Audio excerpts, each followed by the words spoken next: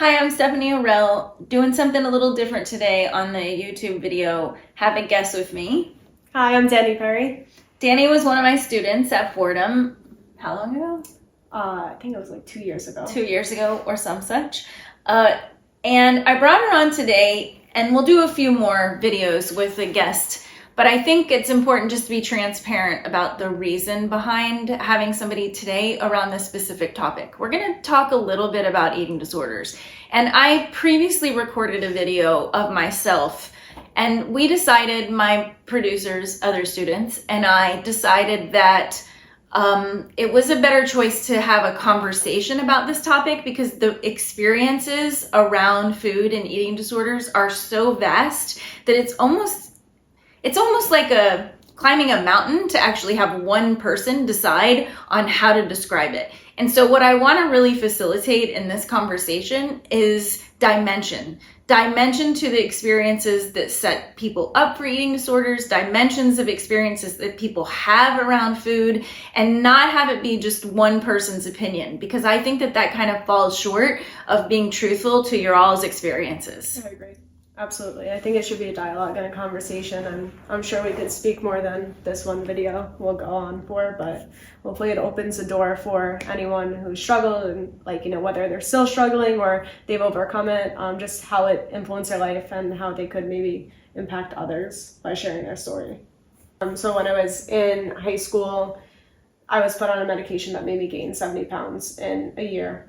And I then go to my community college, and I wanted to play soccer again because that's why I was taken away from soccer. I tore my ACL, and that was a really major injury, and I had 2 previous to that. So my parents were like, no more soccer. I was depressed. The medicine came in. They didn't warn me about possible weight gain. So I go from being athletic my whole life, and that's the only body style and type I knew, to literally being called obese, by a doctor. And that was like, I'll never forget that word when I went for my physical, and he said, "You are obese." That's just something I didn't know about, in my life. So then when I went to Suffolk Community College, I saw a poster for, tryout for soccer, and I looked at myself and I said, I might be 200 pounds, but I think I could do this. So I emailed the coach, I got on the team, and without even trying, I thought it was from playing soccer again and eating healthy. I was on Weight Watchers. That's why I lost 70 pounds in a year. And I think there is some truth to, I did it at first very in a positive way, in a healthy way with Weight Watchers. But what I didn't realize is I developed subconscious anorexia along that journey.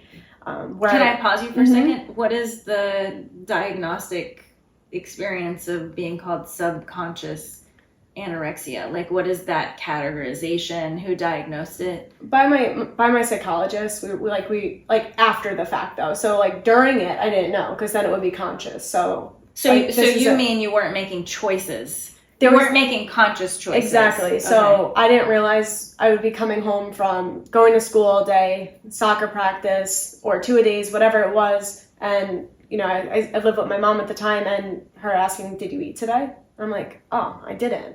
So I wasn't objective to food at that time. Like, if she made food, I would eat it. But then as time went on, I realized, like, wait a second, I keep liking how I look more and more. And what's a common denominator for me was I'm not eating all day. So that's where it really became conscious for me. And I struggled for about 4 years. My body, thank God, it didn't let me drop below 106, like 106 pounds. But that also didn't help me, because when I called the hospital wanting to get help, they didn't think I was in dire need. But for my body type, that was me, like in dire need. So I don't want to mention the hospital, but they basically wouldn't take me, even though I was crying, for some sort of help. Because at this point, it went from anorexia to binge eating, bulimia. I almost covered every type of eating disorder throughout the 4 years. Because I did develop hunger again, and it depended on the season or what was going on. But then I realized I could actually eat if I throw it up. And what scared me one time was breaking blood vessels all in my face, and my face would be swollen weeks at a time. And I wasn't even skinny anymore. I wasn't gaining weight, but I was just bloated and, retaining water. So yeah, I then had to overcome that on my own. The way I did it was, I leaned on, that's when I started falling into Christianity and stuff. That's another topic, but I saw all the ugly sides of an eating disorder, and I could say that it definitely almost killed me. It took away a lot of my athleticism. I've had a lot of injuries from it. I think as much as I dislike social media also helped me though, because I was able to share my story, and I didn't realize how much it helped people. So, but it was also helping me. So there was a selfish need of it, as in, I'm going to start working out and I'm going to start doing things right and connecting with people. But I think what's scary when you don't have structure and trying to recover from an eating disorder is not realizing that I replaced my eating disorder with another obsession, and that was the gym. So I would actually say until where I'm sitting right now, this last year is the first full year I can say I think I'm pretty confident that I've overcome most of it. I think there still will always be this little part in the back of my head, but like I could go out to eat now and not worry about what day it was, not counting macros, not avoiding. I used to avoid everything. I always said, once my friends say, do you want this type of food? And I just say yes without thinking, I know I hit my part of the journey that I needed to, and that's where I'm finally at. Wow. Can I add one thing there's so many things that are coming to my mind listening to you and thinking about my experience in working with eating disorders. But I have something that I saw on social media that got a lot of critique that I'd like to just have you reflect on in relationship to your experience, which is, I don't remember where it was or who said this, but the quote was, people that have eating disorders are not really working out their relationship with food about their weight. They're mostly trying to take control of other things. And the woman who made this quote got a bunch of critique. And in my mind, I'm not sure I see this in your story, but I'd like you to reflect on it. In my mind, in the work that I've done, I often see that food becomes a way of controlling life when life feels uncontrollable. I think that happens at different levels, and this is one thing that I experienced in my work, which is there are people that develop what's the word I want? Situational eating disorders, so that they'll have an eating disorder that helps them manage a certain experience in their life. Like, for instance, going into the hospital after an injury, and then you control food as a way to manage that experience. But then that leaves you after you get out of the hospital, for instance. So that doesn't sound like your story. But I am wondering to what extent, especially if you talk about subconscious choices, to what extent is that behavior around food related to trying to exert control when you don't feel control in your life? Can you talk about that? I think there's a twofold to it. I think there is some truth to it, but I will say that I was absolutely going to the gym in order to allow myself to eat. That's factual for me personally, but I also think that I was going, like, other points in my life, whether it was a breakup or, family issues, school stress, that, stress for me could induce how much I'm restricting myself eating, or just, I think, the way I looked at myself in general. So I think that person who wrote that, there's some truth to it, but I don't think you should categorize everyone into that, because there was a really long period of time that I was going to the gym to burn myself into a deficit of calories for every day. It was redundant. It was like idiotic at a point, because if you look at it, you're still in an eating disorder. You still have an eating disorder. And that's where I actually felt the shame or guilt for having that Instagram, because I said, what am I showing these people? Like, I thought I was doing the right thing. I truly did. That's why I've let go of feeling that way. But in reality, I was just doing the same damage and ended up tearing an ACL again, thinking I was in the best shape of my life because I started eating again, eating healthy, counting those macros, but I was burning away all my muscle, and just all the nutrients were gone all the time. With the subconscious aspect of it, that was so early on and for a short period, because eventually within a year I became very conscious of I'm restricting myself. So I don't think I could speak too much of in the subconscious period, just the conscious period I could speak of, if that answers your question. I mean, I think, like you mentioned, there's so many different dimensions of this that I'm sure people watching all have different answers or varieties on a theme related to their answers to that question. I find it interesting. I think what disturbed me was that the woman who made this statement got so much flack from social media followers. And I think that, personally, I think there's merit to that idea.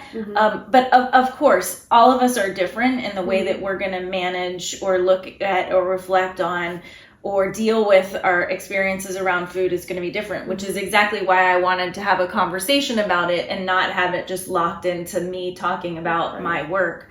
Another thing that struck me, there's so many things that struck me. I think I want to lift up the fact that, you know, we're reading this book. Dani and I have a shared interest in athleticism, and Alexi Pappas, who was a runner for Greece in the 2016 Olympics in Brazil, talks about her experiences around food.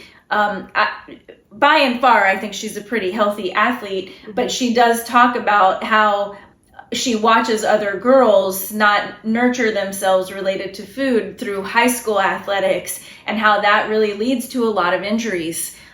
So our best physical selves are not our deprived nutrient selves. You want to say anything? I do. I thought there were certain things in the book that really struck me, and I think it comes down to the fundamental structure that females in particular deal with. So we're not really separated all the time from our male counterparts. So when coaches or doctors are sometimes looking at us, they think that we can go through the same, I don't know, the same body requirements and like running, like how much they require us to run as men. And I'm not saying that females can't, but biologically and puberty and all of this scientific stuff goes along with it. And I think that we need leaders and coaches and trainers that don't just burn females out, because that leads to the injuries, it leads to body dysmorphia.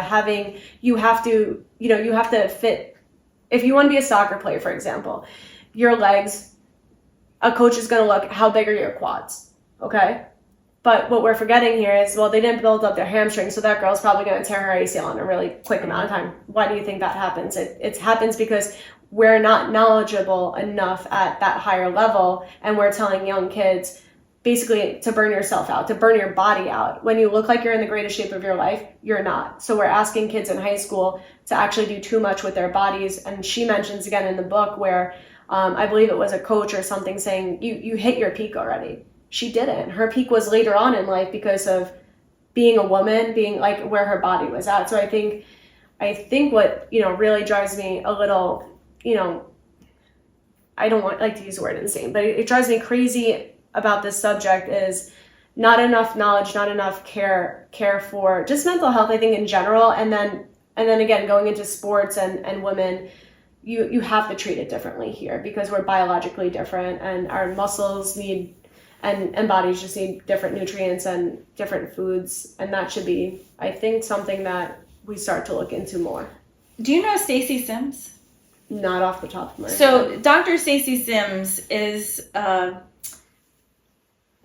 very much on the internet. She does a lot of work around menopause now, but she wrote a book called Roar, which is basically her research on female athletics. And how she basically made an assertion that most athletic training was based on men's bodies. And so she started to do research to say, no, we can't use research about men's bodies and apply that to women. Right. And so that's the whole book.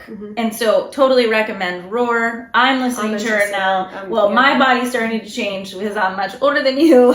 Not by much. So I like her new research. But let's turn to the theme of athletics. And one thing I recognize in students related to identity and when an injury happens, and what happens to the athlete's identity, when they potentially have an injury and then lose their ability to be in that sport, for instance. Or secondly, another concern, and I feel this towards students who spend their high school career as athletes, but then move into college and they're not either good enough to play at the collegiate level, or alternatively, they've made decisions to go to institutions that can't facilitate their level, whatever that is, whether it's high or whether it's a little on the lower end in relationship to their sport. And I don't know all the vocabulary for athletics for you guys. I'll help her out. I just know I see kids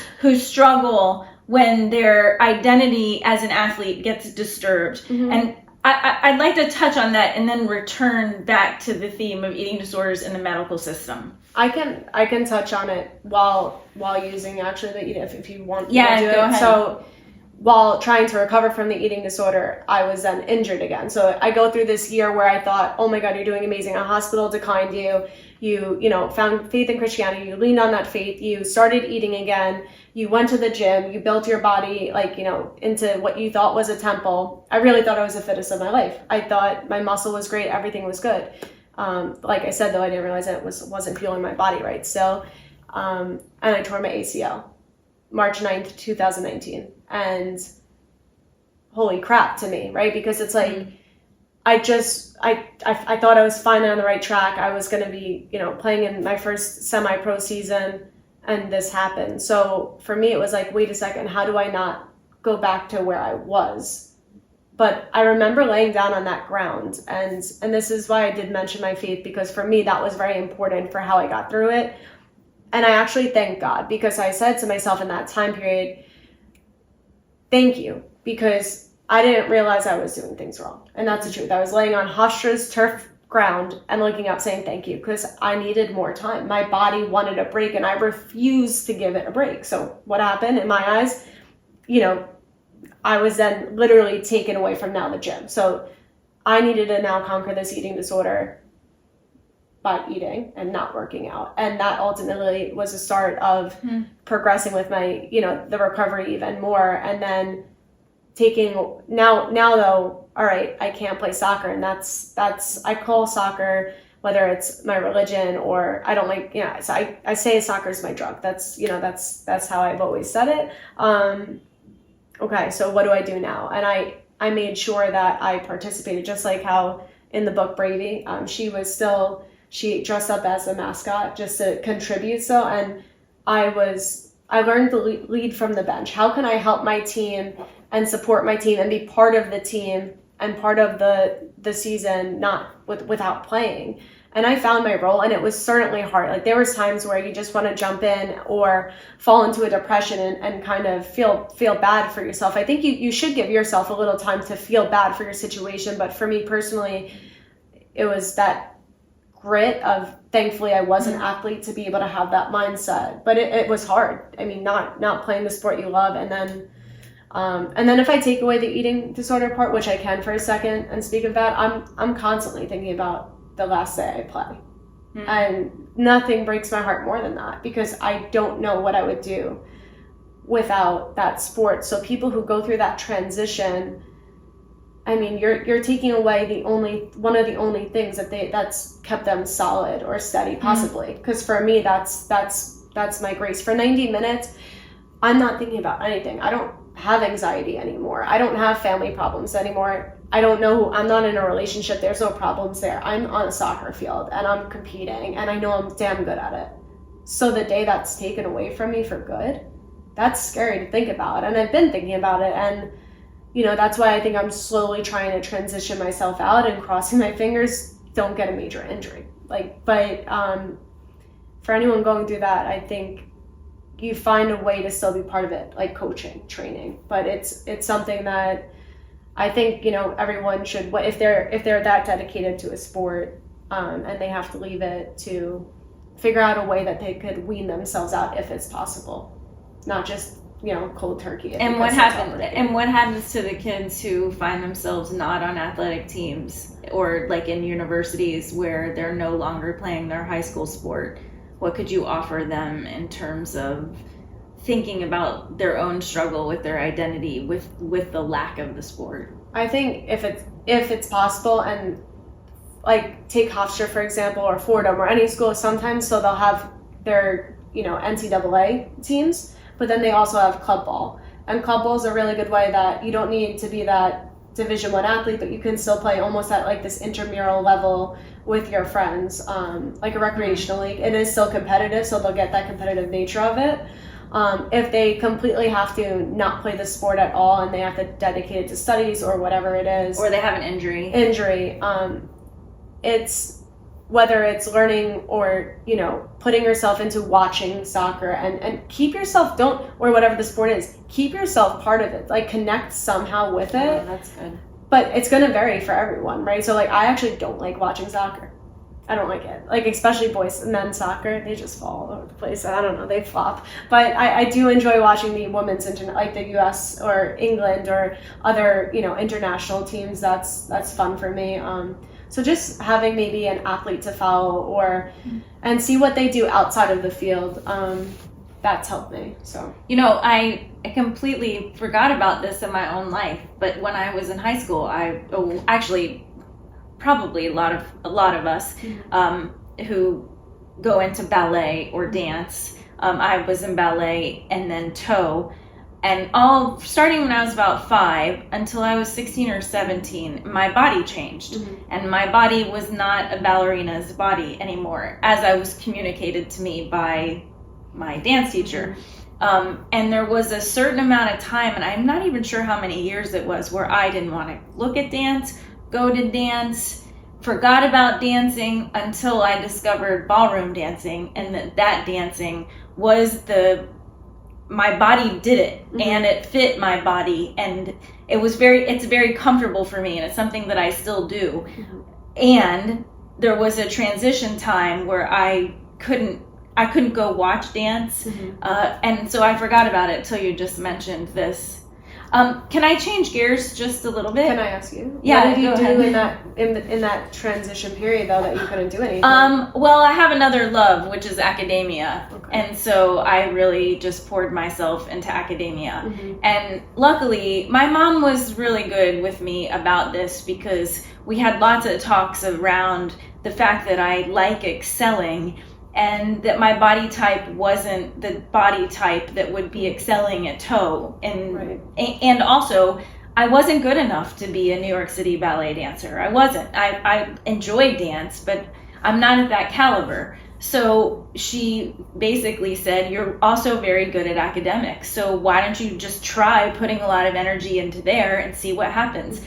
There was a transition time. I also think that I was helped by the fact that I was never in competitive dance at that age. Okay. And so I didn't have the thrill of that. I have since competed, and I really enjoy competing. It's also very stressful to me, but I didn't have that loss. Okay. So, and the other part I think that's different about dance is it's not a team. Okay. And I think that the team, like when you're talking about a team sport, there's something else that happens in a team that's very lost when you can't participate in a team. Right. There definitely is. I mean, there's the camaraderie, and I take my role as captain very serious too. So if I'm off the field for a certain reason, I feel that's where I said I had to learn to lead from the bench, because I felt like that captain Ben also meant a lot to me, and I thought I was responsible for a lot of players. So that's where the team aspect comes into it, that I felt lost and had to relearn. But so I could understand what you're saying, that it's more individual based compared to team based. But in that way, I actually think that for me, the loss was not as great as what I see for people who have an injury, can't do their sport, and can't participate in their community that they've developed, right? So can we turn to one more aspect of something that you shared, which I hear so many times from so many students related to the medical system and the attention to issues around bodies and food and care within the medical system. So I'd like us to talk a little bit about that, maybe related to eating disorders specifically. Having worked in an eating disorder hospital, I think that the space that I was in, it was a women's hospital, and the women that worked there were amazing. The institution went out of business. I'm not really sure why. It was well after I was there, but their model was super interesting because they took the 12 steps that is used for rehabilitation from drugs and alcohol and applied it to eating disorders. I think one of the distinct differences between using the 12-step model for alcohol and drugs and food is that the choice that you make is to eliminate alcohol and drugs from your life when you're using the 12-step model, and that is not possible to do with food. So food is always going to be a part of our lives, and so the idea of abstaining from food is an eating disorder. Right? So the 12-step model has some limitations, but I thought it was pretty effective, but there aren't any hospitals now that do it, so I can't speak to its universality, for instance. So I mean, for me, though, I haven't been, like I said, they wouldn't accept me in the hospital, so I don't know too much about the hospital setting with that kind of stuff, but I feel like having some sort of structure would help in general. And then regarding what I think we need to do going forward, what I'd like to see more is, especially in schools, public schools, so I'm from Long Island, which is fine, you're putting a teacher as a coach a lot of the times. But that teacher isn't told to do anything besides the basics and what they know. And American style, I'm going to speak of soccer specifically for a sec. It's run, run, run, run, run. Everything's running. I'll never forget the first day of tryouts. I'm in 9th grade, 7 tours. Tours are literally running around the whole entire school, not just the field. So you're already burnt out at 7:15 in the morning from running, and now you're supposed to do, exhibit a lot of dynamic moves and everything in a sport. And by the last day of tryouts is when I tore my ACL on the turf, nonetheless, which is another topic for athletes. But my thing is, I think high school coaches need to be educated, and not just for females, for males too, but definitely in the female aspect, because we don't just develop, I don't think, eating disorders. Like, I had body dysmorphia that went along with it too. So I think if we are educated at that level, and then we just keep going up with it. Like, it needs to, or maybe, for instance, the international level, Emma Hayes was just promoted as the U.S. Women's National Coach. She's from England. She started off with one of her first jobs is actually with the Rough Riders on Long Island, a semi-pro organization. My coaches know her.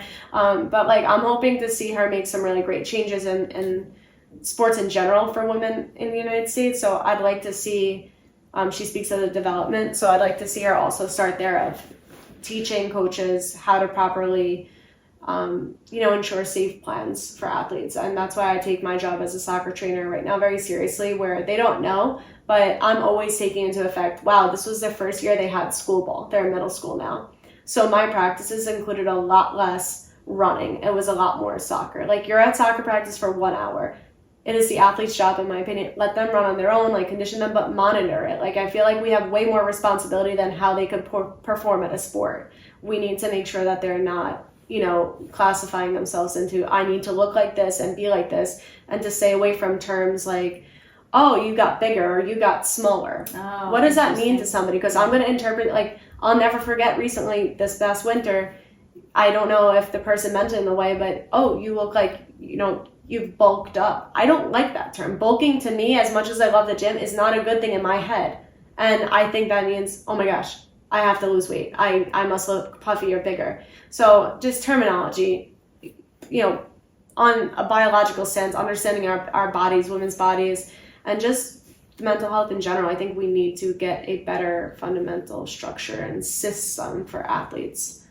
And I think we would avoid a lot of eating disorders, but injuries also. And I think it's so interesting to think about that we're framing in this conversation, and why I think it's important to have these in conversation, that we're framing this in relationship, not just to a person's individual choice or individual pathology, if we want to call it that, to use food, but rather to a system and a set of circumstances that actually lay a pretty fertile foundation for the development of eating disorders, right? So how we expect women's bodies to shape and grow during the teenage years, how we use words that project some judgment onto women's bodies, and then what expectations we have about female performance. That is all of those things like lay this groundwork for the possibility of an eating disorder. Absolutely. So I think we'll end this conversation there for now, and with the expectation that we'll have more of these to come. Absolutely. I'm looking forward to it. And if anyone has questions, leave a comment and maybe we'll be back, right? Yeah. All right. Thanks.